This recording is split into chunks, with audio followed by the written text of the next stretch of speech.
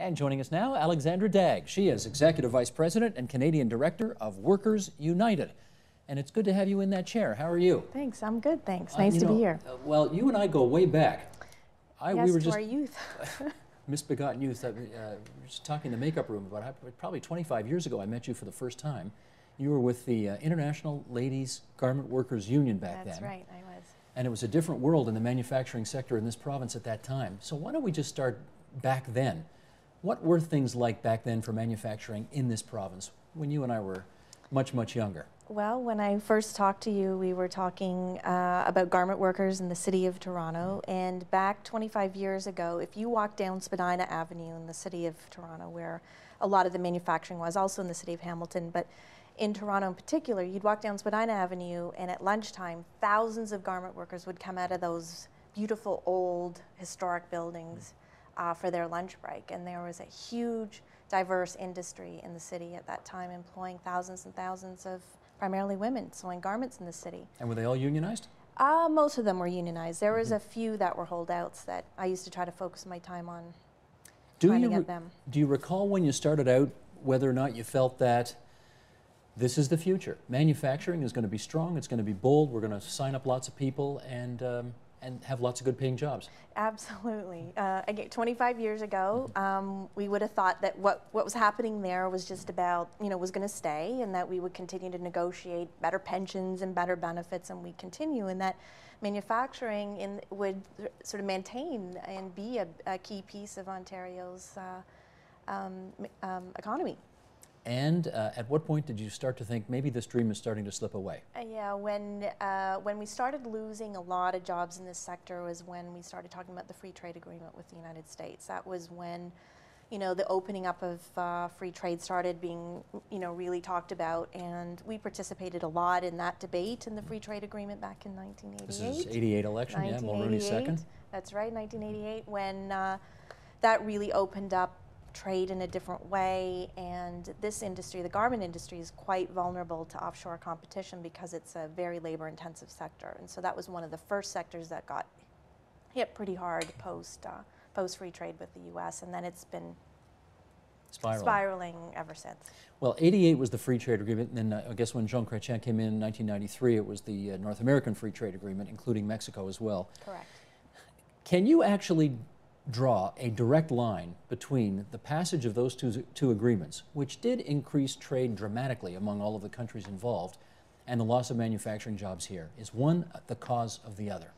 I think there's a bunch of reasons that contributed to the decline of manufacturing here in Ontario, and just the increasingly global economy that we were entering into. The free trade agreements were a key piece, but there was a whole bunch of things that were happening all at the same time, which meant that we saw a lot of these jobs leave. And again, the apparel sector was one of the more vulnerable ones because of the high proportion of labor costs in the production of a garment. So what we're trying to do, and what we've been doing, for some time, is how do we actually keep some of these jobs here? But I think what Prime Minister Mulroney wanted to do was grow the pie. It wasn't just cutting it up differently. He wanted to, increase trade a lot among our countries, and there's no question but that has happened as a result of the free trade agreements. What was Labor's alternative, articulated then, and I don't know if you still believe it today, for growing the pie? Well, we used to talk about, I remember back then in those free trade debates, we used to talk about managing trade, trying to figure out how do we ensure that it doesn't become trade based on the lowest common denominator. So the cheapest operator, the cheapest labor country is the one that gets all the work, and how do we actually encourage a high value added economy, high value added manufacturing, that kind of thing.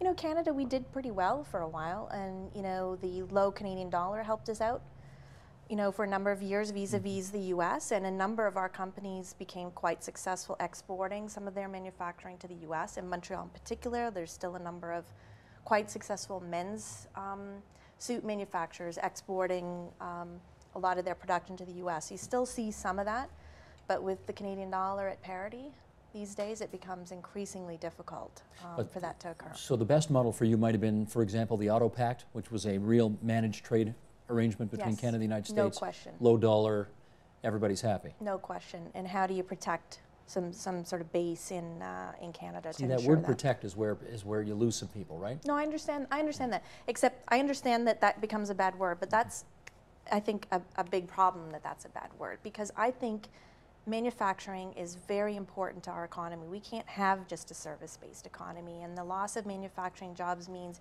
where do all those people go? You know, we put a lot of pressure on that to make sure that they were kind of more middle-class jobs, and with the bottoming out of that, you've got a growing gap between the rich and poor in this country, and I don't think that's something Canadians are terribly proud of. But you, I shouldn't say you will agree. Would you agree that businesses always try to find the cheapest way to make something good, though, good and valuable? They don't want to just put crap out there, otherwise no one buys it, right? They want to find the cheapest way possible to make something useful. Is it Labor's goal to prevent that from happening? Well, it's interesting. It's actually about how much profit companies are making. There's this understanding idea out there that if you manufacture in China, for example, where labor rates are a fraction of what they are here, that the consumer will benefit because the price will come down. But what's been happening, and we predicted this was going to happen, is that China will come in, they will undercut everybody at these incredibly low rates to take a huge part of the production, and then you know what will happen? They're going to start to increase their rates, increase what they charge, because they have a huge piece of the market. So if you look out there at retail goods and the apparel industry in particular, you'll see made in China, these tiny little hats for $40. You'll see another version for $10. It's also made in Canada. So what's happening is they're not passing it off to the consumer anymore. So what it is about increasing their profits at the expense of the consumer. But if they're not competitive on price, the Chinese I'm talking about now, presumably they're going to lose their market share down the road, are they not? Well, they're such big players. What's happening is they're knocking out people out of the industry in the particular place. What they do, sort of a slash and burn style, take the whole market, wipe everybody out, and then start raising the price. And they're the only ones left standing. When they're the only ones left standing. So our challenge is, you know, how do we try to keep and support the manufacturers we have left in this country? And that's what we're engaged in before they're gone. Because the more you lose, if we continue to lose the rest of what's left, it's very hard to rebuild.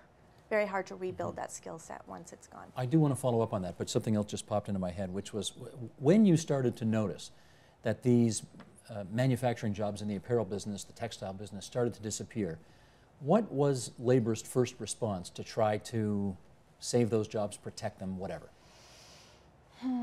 So long ago.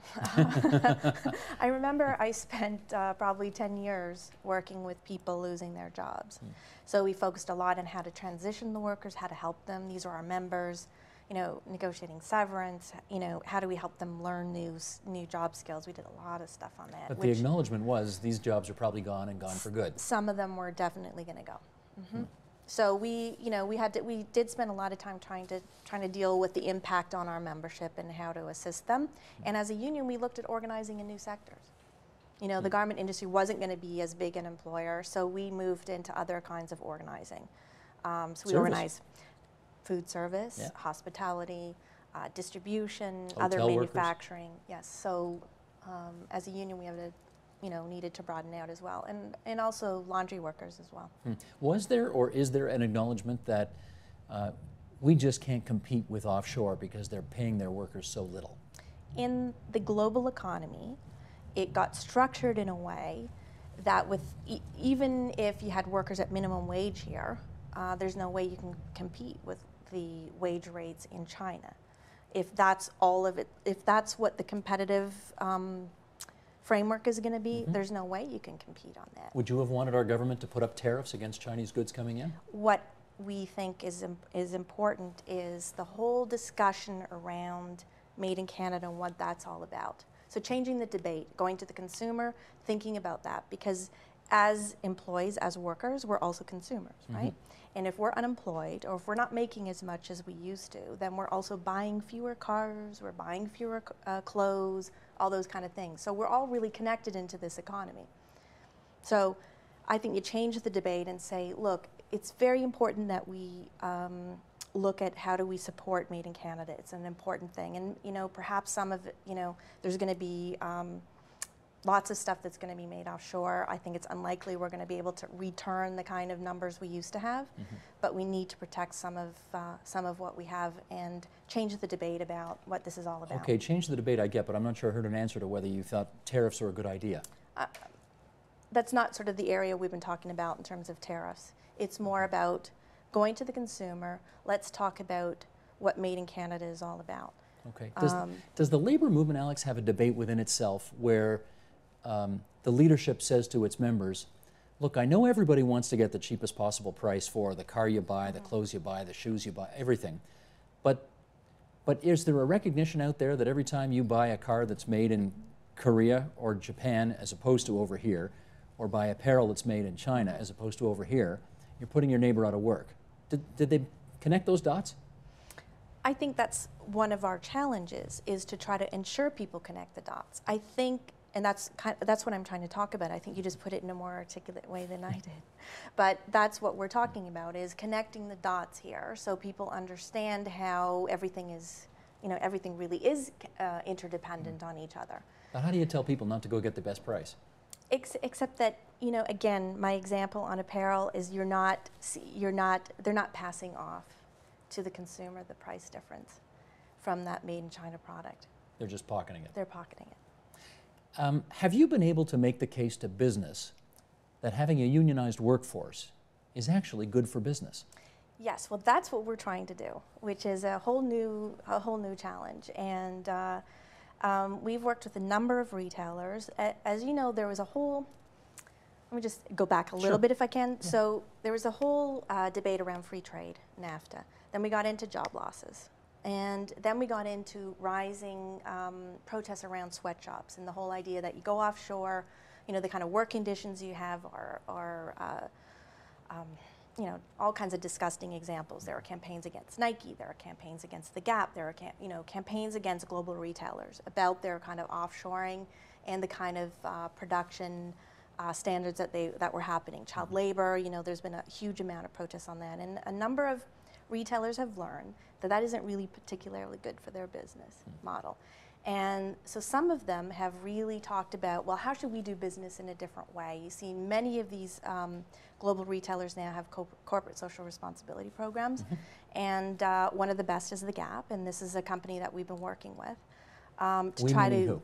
My union. Your union. Our union has partnered with the Gap to see what we can do with them to bring back work into North America, into unionized production facilities. Now, do you find that a bit weird, given that you used to carry a picket sign and march outside their stores? Yes. Things change, eh? Yes, I have demonstrated outside of the Gap stores. I've gone into the stores wearing big buttons saying, ask me about Gap sweatshops. And now you say they're a corporately responsible... They are becoming a corporate leader in social responsibility, one of the best. And so they have responded to the kind of protest movements to actually look at, well, maybe we should do business differently. And they are the most advanced in terms of partnering with our union in terms of bringing back work into unionized facilities in North America. What do you think brought about that change in their thinking? Proactive, a little bit. They really didn't like our campaign. Nothing like a little bad publicity? That's right. And when you're a global retailer, your campaign, your image is extremely important to you. It's how you sell product, right, is based on your image. And so they're really a leader in this, and we're continuing to grow our partnership with them in terms of sourcing domestic jobs. So what are they actually doing that now has you singing their praises as opposed to carrying signs in front of their stores?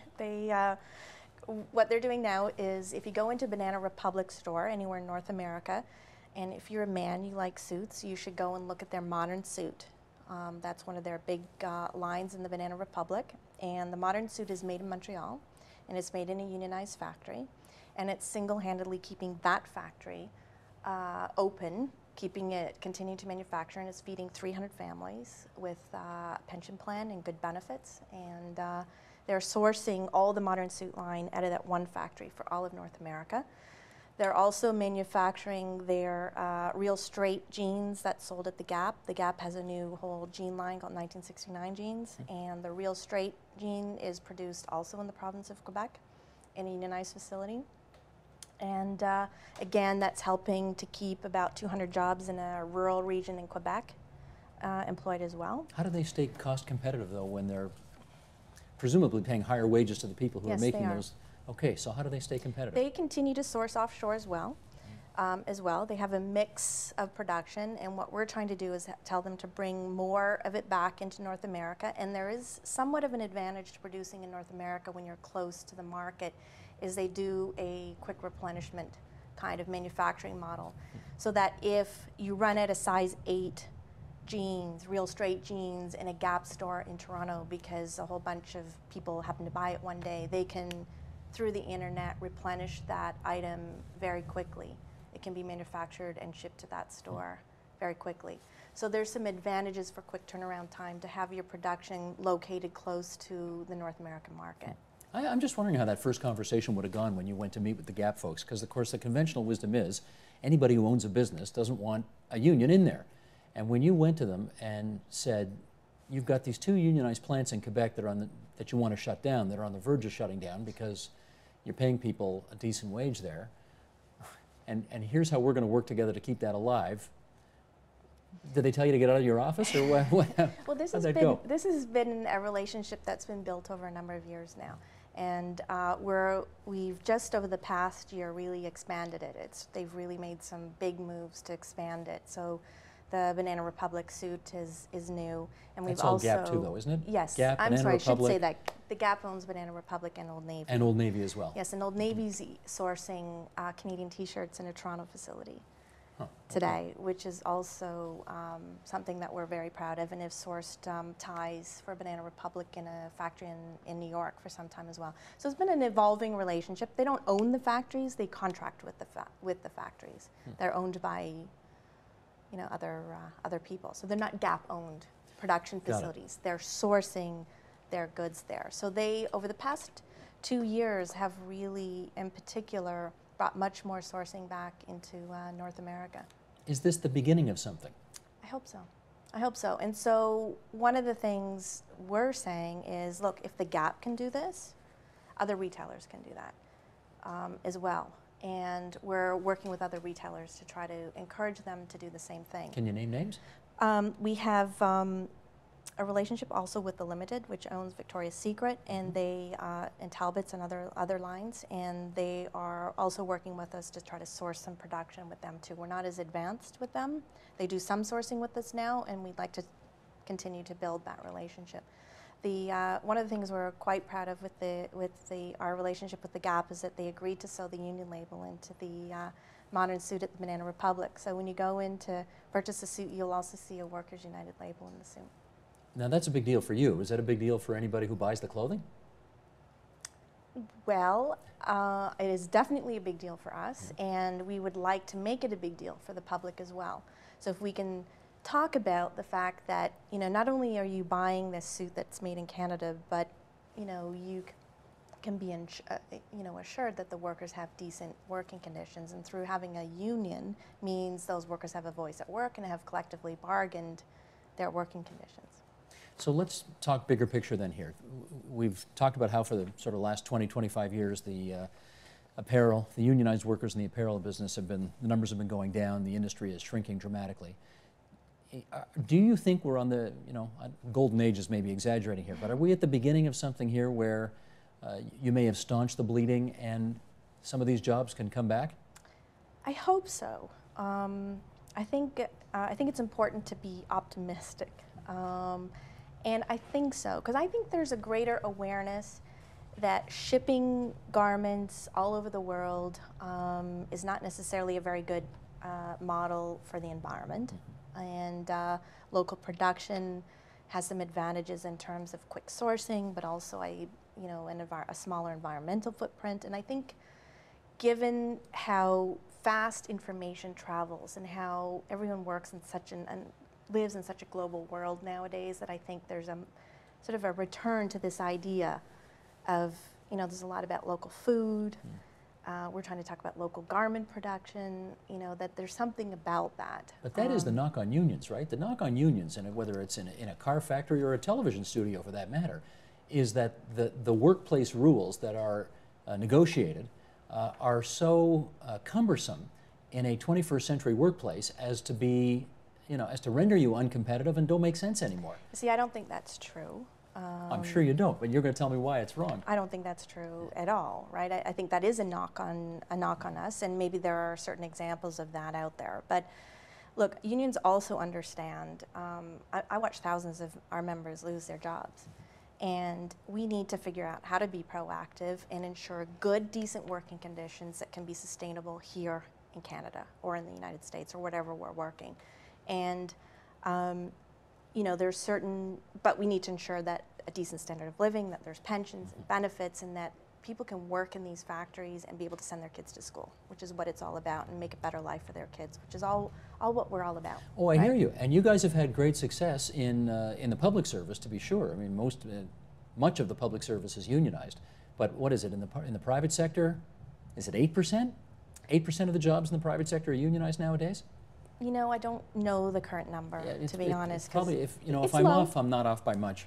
It's low and it's dropping, no question. And so I think it is a challenge to unions to look at new ways of talking about what our role is and why it's important, and connecting the dots, as you said, to ensure that, we're all in this together kind of thing. And if we're unemployed, people are not buying cars, people are not buying clothes, and that it's something about creating a sustainable economy is an important thing to do.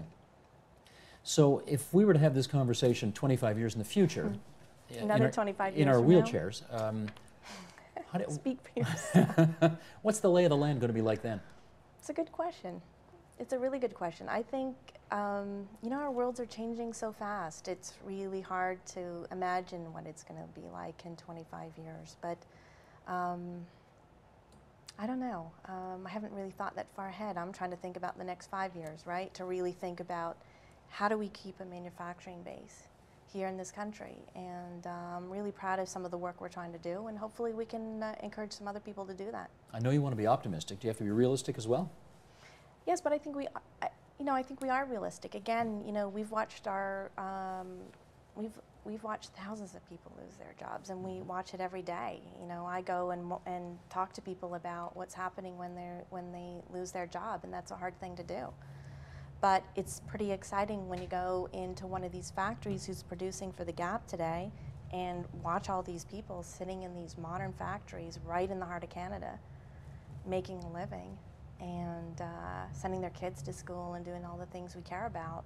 So that fills me with hope. And if the Gap can do it, other retailers can do it too.